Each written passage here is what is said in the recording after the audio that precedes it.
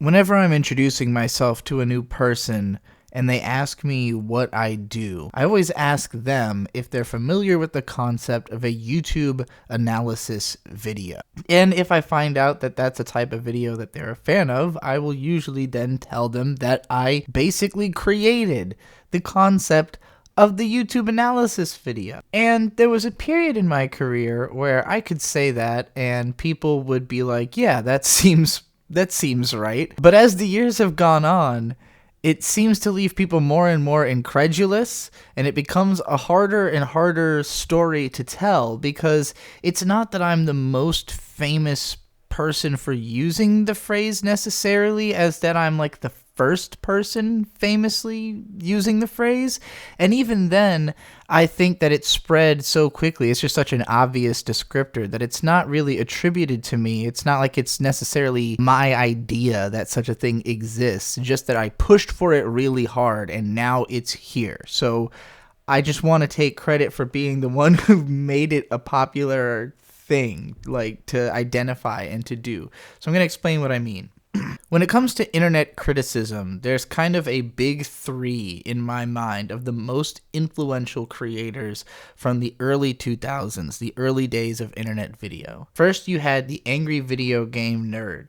And AVGN's whole shtick was just making fun of old video games that were way too hard, that had stressed him out when he was younger, parodying the character of his best friend who's like an angry gamer. James Rolfe's not actually like that. He's like a very sweet guy. Ask me about AVGN for another video sometime. His biggest influence, though, was creating the caustic critic online. These critics who were portraying like an angry, out-of-control character full of gamer rage, but also doing some kind of vaguely analytical review of the game. And I do believe that the word analysis is used inside of a couple of AVGN reviews, but they were called reviews. Nostalgia Critic was the first person to be obviously influenced by AVGN to rise to a similar level of popularity, and ended up being even more influential because he created this whole network which spawned all these imitators of people who wanted to be on the network, or who did in fact get on the network because it was huge and just did the people who were actually there, notwithstanding the tons and tons of people that didn't make it. In particular, because of that, I think there were more imitators of him than anyone else, but his style was so graduated right from AVGN that and they collaborated so much that it ended up being like a two-headed beast, their influence. Now, a couple of years down the line, in the very early days of YouTube, we then get the Star Wars prequel reviews by Mr. Plinkett. Now, these videos also use the word analysis, but they clearly are using it to be funny. It's a joke. They're making fun of the idea that this is an analysis. And that's pretty important because the way that I use the word is pseudo-ironic. I have had arguments with people before. This was way early into me using it, but like literal scientists were mad at me because they were saying that analysis has to be like objective, and when you're applying that to the arts, it can't be objective. I pointed out that the definition of the word analysis doesn't say anything about that. The approach of analysis in science is just different from how it is in art, but they can both be called analysis. I'm surprised more people didn't argue about this over the years, and the phrase just kind of caught on and it spread by itself. Now, in the wake of AVGN or Mr. Plinkett, there were plenty of people who copied their video style, but nobody was using the word analysis. Everybody was calling what they did reviews. Sometimes they even called it like objective reviews or in-depth reviews or critique or retrospective. You almost never had anybody calling what they did an analysis video, aside from those couple of jokes in those AVGN and Plinkett videos. Now, the reason I started using the word analysis came about in 2008 in the anime blogging era, and it was because of my mentor, Ghost Lightning, who wrote very analytical blog posts and always insisted that what I do is not a review, because a review is trying to figure out if this thing is good or bad, and like if an audience should or shouldn't watch it, and he was not interested in that. He's like, I want to pick apart what is the thing saying, what is the message? What am I getting out of it as a consumer? What is the conversation I'm having with the art? And I don't remember why the word analysis. I think just because of school, like literally we would do like analysis of a book in school. So I thought, okay, analysis is what we're doing. I don't know. I just suggested to him at one point that we use the word analysis because I also was copying him and writing in a similar style. And so both of us started tagging all of the posts on our blog that we considered to be analysis with that word. It ended up being the most popular tag on each of our blogs, the popular as in the one we put the most posts under. Now keep in mind, during this whole period, I'm going to say like 2008 to 2012, there was not a culture of making like reviews of media really outside of the That Guy with the Glasses and AVGN imitators. The early Plinkett copycats really didn't even come until years later. And keep in mind, it took years for the Star Wars series to end. Plinkett also did reviews of other movies, and it was a while before channels like YMS would emerge that explicitly were copying Plinkett and doing the same type of video. Whereas, again, there were tons and tons of AVGN copycats, tons and tons, and some of those people got really popular, and some of them elaborated on the format and added to it. You know, John Tron got really big doing just a graduated style of AVGN. Ego Raptor, who was also a big fan, started making these very analytical videos that he only did a few of them, but, you know, he called them reviews, but they felt like an analysis video. And they are the biggest things that influenced the style that I would use to convert, you know, the style of blogging I was doing into video. It was very inspired by the Sequelitis series by Ego Raptor, and then of course Errant Signal, who pretty much does exactly the style that I would end up doing, which is like write an article and then read it into a microphone, set it to footage of the thing you're talking about, and you know, that's the video. But again, Errant Signal was not using the word analysis. He was calling his videos reviews. I think he still calls them reviews. Where the analysis thing really became a thing I was pushing was when I started making My Little Pony content, because I had been a NEET for like a year. I had gotten a job just so I could buy the equipment so that I could try to start a YouTube career. And I initially was going to do games analysis in a time before it really popped off. I wish I'd just gone straight to that. But instead, I decided to do My Little Pony stuff for a year and, you know, try to build up an audience there and then shift gears. I didn't realize that that's like not a thing you're supposed to do on YouTube. So when I started in the My Little Pony community, I had already written analytical posts about certain episodes of the show before I even decided I was going to do a channel about it. And when I looked into what there was, like what existed for the show, there was a lot of stuff that called itself a review and that did not really try to analyze what the message was, but was just trying to make sort of a quality judgment about the episodes.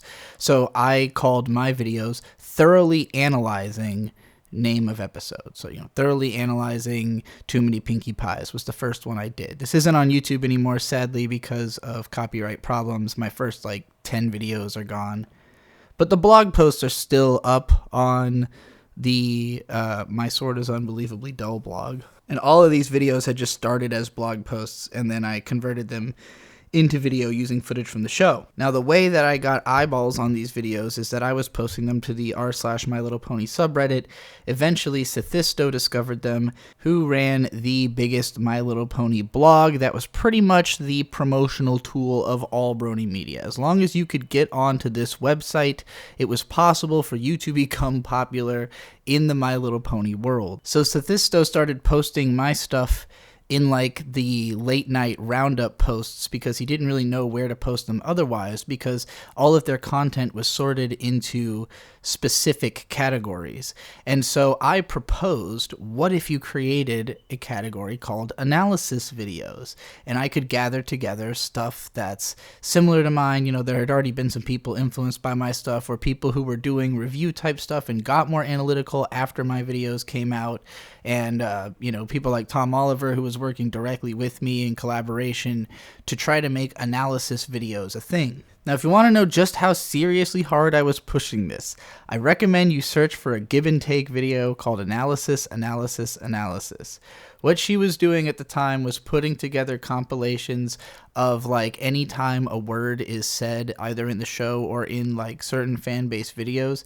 And so she took every single time that anybody said analysis in any of the Brony videos, and I had said it like 150 times in the span of like 6 months or something like that of making MLP videos, not including ones that have been taken down. So I was really, really pushing this analysis thing.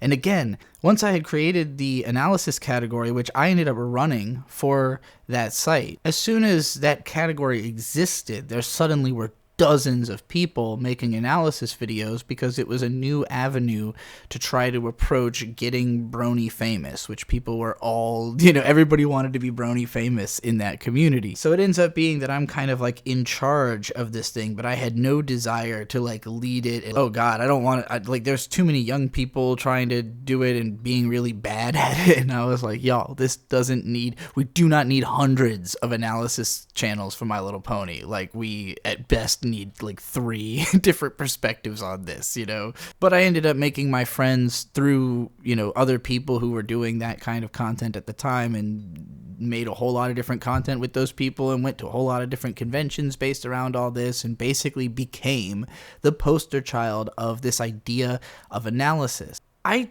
think it's hard for people to appreciate how influential Brony content in media actually was in like 2013, 2014 when I was making it, because people look at it like, well, okay, that was Brony famous, but surely just Bronies were watching that stuff. But like, everybody who makes analytical content is a cultural anthropologist. They're all people who go out investigating they go and watch other analysis videos. Like, so much like myself, who I could tell you everything about any video game because of how much analysis I watch of video games, except for like literally how to play them. There were lots of channels who were aware of me at the time who started picking up on the language I was using. I had interactions with PBS Idea Channel, which was one of the early channels doing broad media analysis. And I don't know if he ever really started throwing that word around, but he was tremendously influential towards channels like Nerdwriter. And a lot of these guys called themselves video essayists. Like, the most influential of that category would be Every Frame of Painting. And Every Frame of Painting was heavily editing driven. Like, it's not just a script with some reading over it. It's a video that communicates through the edit, through the film choices, just as much as the script, if not even more so. And there's a level I tried to have my content rise to that, and particularly when Devu was editing for me, is when most of the best visual work was done on this channel, and trying to elevate the videos to the level of something like Every Frame of Painting's content. But a lot of channels that were influenced by me were also influenced by these other channels. We're also watching Every Frame of Painting. They were also watching Nerdwriter and PBS Idea Channel, and they were also calling all this analysis videos because I was doing that. I was very insistent. I was putting together all these lists of the best analysis videos and passing them around. I had like a whole blog at one point just dedicated to collecting what I thought were the best analysis videos in different categories. And this was in 2013, when there really was only a few of analysis videos per whatever category that you could think of. There were like 200 good analysis videos, period. Now there's 200 good analysis videos a week coming out. The word analysis, again, it never quite became at a level where it's how everyone describes a type of video. Like, there's nobody going around going like, oh yeah, analysis videos, that's the only type that I watch, except for me. Like, it's still so much my word that's why I feel an ownership of it, is that I can use it to describe to someone a type of video and they know what I mean. But they are not going to be the one who brings it into the conversation. Other people are thinking maybe video essay or vlog or a scripted video, or I don't know. There's so many different terms people use. Again, reviews are a popular one. Oh, I watch film reviews. How many people actually say, like, I watch analysis videos? But again, when I used to say that word 10 years ago, I had to explain what I meant. When I meet people now and I say, like, well, do you know, like, YouTube analysis videos? They're like, yeah. And I'm like, oh, okay, cool. You know, that's what I do. In fact, I invented it. And it's, again, I didn't invent it. I did not and I had seen, it's not even like I had never seen someone use the term before. Like, I know I can never remember what the fuck the name of this channel was. It wasn't even a channel. This was like, YouTube existed, but there was somebody who created analysis videos. They were not for YouTube. You had to, like, buy them. They sold them on DVDs, or like they had downloads for certain ones on their website. And I had downloaded like an alien analysis on there, and it was really good. It was definitely another thing that influenced me, even though I only ever saw it once. I didn't ever want to pay for this person's stuff, but his videos, I don't know what they ever made on all that, but I sure would have liked to have figured that out.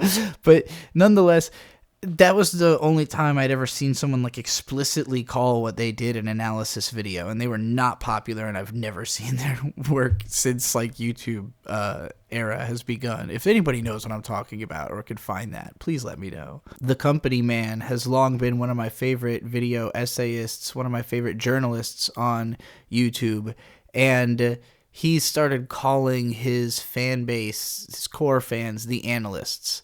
And I was like, why didn't I ever think to do that? Like, I tried to come up with names for the people in my comments, you know, at various points. I never thought to just be like, all right, analysts, you know, but that is what you are. Like, almost everybody who watches my content is somebody else who also thinks analytically, who also kind of obsesses and goes into the details about things, you know, and we have great conversations in the comments. I've always enjoyed my comments because, like, even the people who disagree with me are so obviously the same type of people that it's, yeah, I could still have enjoyable conversations even if they might get heated. I'm just excited to think that, like, independently of ever being aware that I do this thing, you know, Justin also saw this emerging thing of, like, people are becoming analysts on YouTube.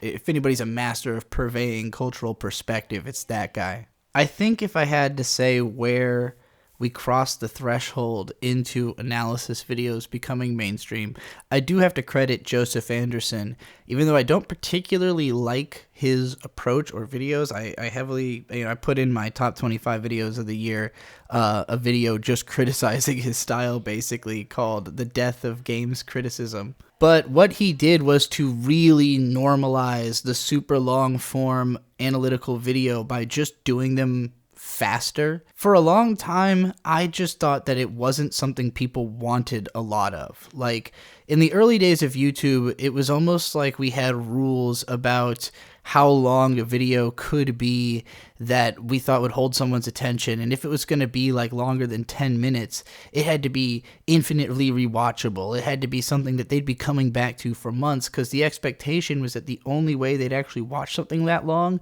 was if it had like exhaustive effort put into it that all showed on screen. And we entered this era where I think first it was proven by like Errant Signal and Noah Caldwell-Gervais that you didn't really have to have the crazy editing to have like a great video essay, but they were never as popular or as fast as Joseph Anderson, where like Noah Caldwell takes a long time between scripts because the videos are hours and hours long and they're very detailed and well written. Joseph Anderson, even if I don't think his videos need to be as long as they are, just the fact that he saw that like Matthew Matosis was popularizing, 50-minute games critique and doing it once a month, and he went, I can do that once a week, and pushed up that speed. And on the one hand, I think it created a difficult space for competition where a lot of channels feel like, well, now I have to be that fast or else I'm fucked, and that sucks because those channels are probably going to make a higher quality product and ultimately get less turnaround. But culture, that's why our culture also has to move towards bullying people for their taste in like critics, and not just in their taste in media. but also in the way that they look at media and to critique the media, their logic for why they have their taste in media. But anyway, my point is that it's very mainstream now to have super long analysis videos. And even if most people can't crank them out all the time, nobody feels like, oh, well, this other channel just put out a 5-hour video, so I can't put out a 5-hour video, because who wants to watch 2 5-hour videos in the same, century? It's like, motherfucker, you better make as many 5-hour videos as you possibly can, because I need an endless drip feed of content. I will run out. I promise I'll run out. This is all I watch. Anyway, I'm Trixie Goldie Witch, mother of YouTube analysis, clocking out. Thanks again for watching, and never forget, analysis forever.